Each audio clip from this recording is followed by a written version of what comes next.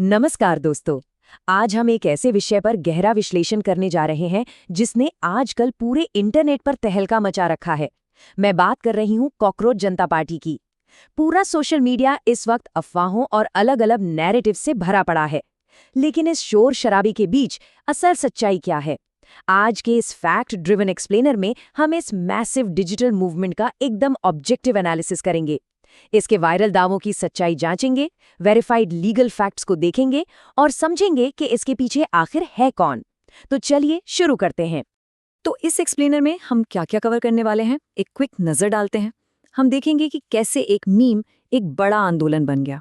फिर हम इसके संस्थापक अभिजीत डिपके की प्रोफाइल समझेंगे, वायरल दावे बनाम कानूनी सच्चाई को देखेंगे, सेंसरशिप के विवाद पर बात करेंगे और आखिर में समझेंगे कि ये आज की राजनीति के लिए क्या नया सबक है। पहला हिस्सा, from meme to big movement.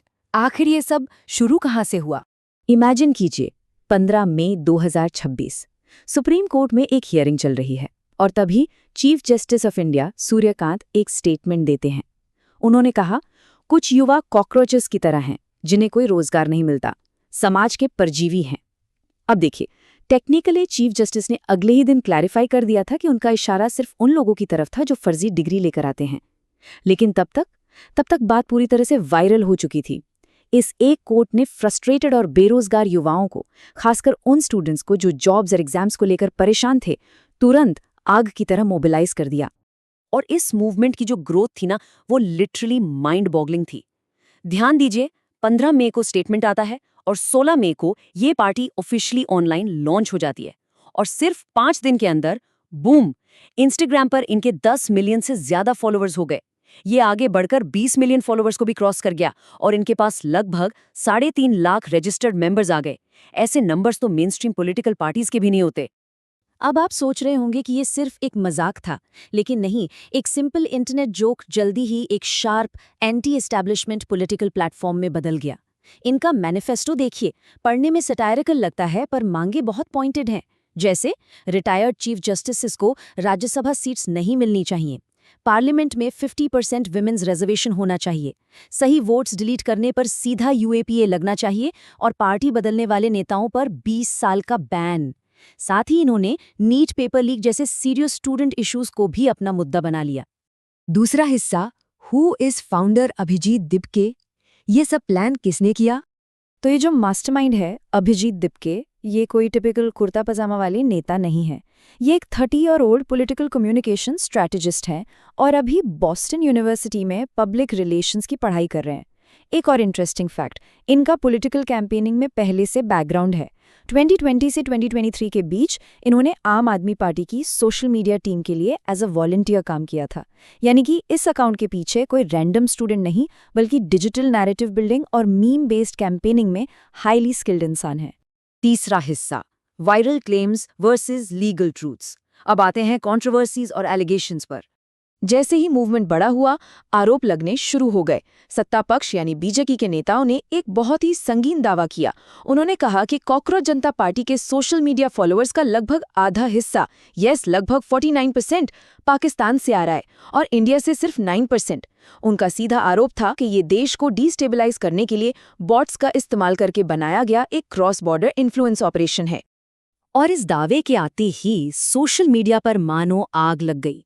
हर जगह एक ही सवाल था, क्या इस पार्टी का फाउंडर सच में एक आईएसआई पेड एसेट है? एक स्टूडेंट या अवैध सिटीजन होने के नाते हमारे लिए यह जानना बहुत जरूरी है कि इन वायरल अफवाहों में कितनी सच्चाई है। तो आइए पब्लिकली अवेलेबल लीगल रिकॉर्ड्स पर नजर डालते हैं। कानूनी सच्चाई को अगर आप न्यूट्रल होकर देखेंगे तो तस्वीर बिल्कुल अलग है। हाँ, 2019 में जब आर्टिकल 370 हटा था, तब पुणे पुलिस में लीगल राइट्स ऑब्जर्वेटरी नाम की एक संस्था ने इनके खिलाफ एक सेडिशन यानी देशद्रोह की कंप्लेंट जरूर फाइल की थी। आरोप था कि ये पाकिस्तान लिंक नैरेटिव्स प्रमोट कर रहे हैं। लेकिन फैक्ट यह है कि ये सिर्फ एक कंप्लेंट थी। किसी भी पब्लिक रिकॉर्ड या कोर्ट रूलिंग में इन्हें आईएसआई ऑपरेटिव साबित नहीं किया गया है और इनके खिलाफ कोई कन्विक्शन नहीं है। यानी प्रूवन आईएसआई एसेट वाले वायरल दावे पूरी तरह से अनवेरिफाइड हैं। चौथा हिस्सा, censorship and online controversy. System ने कैसे रिएक्ट किया? जैसे जैसे इनके ऑफलाइन प्रोटेस्ट्स शुरू हुए और इन्होंने मंत्रियों के इस्तीफे मांगने शुरू किए, एस्टैब्लिशमेंट ने बहुत तेजी से एक्शन लिया। इंटेलिजेंस ब्यूरो के इनपुट्स आए और आईटी मिनिस्ट्री ने नेशनल सिक्योरिटी का हवाला देते हुए इनका ऑफिशियल एक्स अकाउंट ब्लॉक कर दिया। फिर जैसे ही नीट पेपर लीक के खिलाफ प्रोटेस्ट तेज हुए, इनकी वेबसाइट को टेक डाउन कर दिया गया।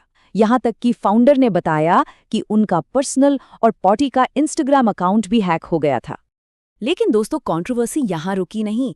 एक बहुत ही डार्क टर्न तब आया जब फाउंडर ने ऑनलाइन आकर अपनी दलित आइडेंटिटी रिवील की। इसके बाद क्या हुआ, उन्हें सोशल मीडिया पर भारी मात्रा में कास्ट बेस्ड अब्यूज और गालियों का सामना करना पड़ा। इस अनफॉर्चुनेट घटना ने पूरे मूवमेंट का फोकस ही शिफ्ट कर दिया। जो डिबेट पहले बेरोजगारी और एग्जाम्स पर थी, वो अचानक डिजिटल इंडिया में कास्ट डिस्क्रिमिनेशन और ऑनलाइन सेफ्टी पर आके खड़ी हो गई। आखिरी हिस्सा, a new lesson for politics. ये सब हमें क्या सिखाता है? पॉलिटिकल एक्सपर्ट्स और एनालिस्ट का मानना है कि ये पूरा फिनोमेना सिर्फ रूलिंग पार्टी के खिलाफ एक नॉर्मल एंटी इनकम्बेंसी नहीं है, बल्कि ये एक बहुत बड़ा आईना है। ये दिखाता है कि पूरी की पूरी पॉलिटिकल ऑपोजिशन भी जॉब्स, एग्जाम्स और फ्यूचर को लेकर यूथ के गुस्से को चैनलाइज करने में कितनी नाकाम रही है। जेन जी यूथ को क्लियरली लग रहा है कि सिस्टम की कोई भी साइड उनकी आवाज नहीं सुन रही। बहुत से एक्सपर्ट्स इस मूवमेंट को 2011 के famous India against corruption movement से कंपेयर कर रहे हैं। फर्क सिर्फ इतना है कि 2011 में लोग सड़कों पर उतरकर अनशन करते थे, और आज के युवा अपने स्मार्टफोन्स और एल्गोरिदमिक इर्रेवरेंस यानी मीम्स और सटायर का पावर यूज करके अपना गुस्सा निकाल रहे हैं। तरीके जरूर बदल गए हैं, पर सिस्टम के फेलियर्स को लेकर जो बेसिक फ्रस्ट्रेशन है वो बिल्कुल वही है। तो अब हमारे सामने सबसे बड़ा सवाल ये खड़ा होता है, क्या यूथ का ये जो डिजिटल गुस्सा है वो सिर्फ इंस्टाग्राम रील्स और मीम्स तक ही कैद रह जाएगा, या फिर ये इंटरनेट सटायर आगे बढ़कर सच में मेन स्ट्रीम इलेक्शंस और रियल वर्ल्ड पॉलिटिक्स को बदल कर रख देगा? एक बात तो फॉर श्योर पक्की है, नेताओं को अब इस हाईली कनेक्टेड नाराज वोट बैंक को सीरियसली लेना ही पड़ेगा। आप लोग इस बारे में क्या सोचते हैं? आज के इस एक्सप्लेनर में बस इतना ही। अपना ध्यान रखें, फिर मिलेंगे एक नए डीपली रिसर्च टॉपिक के साथ।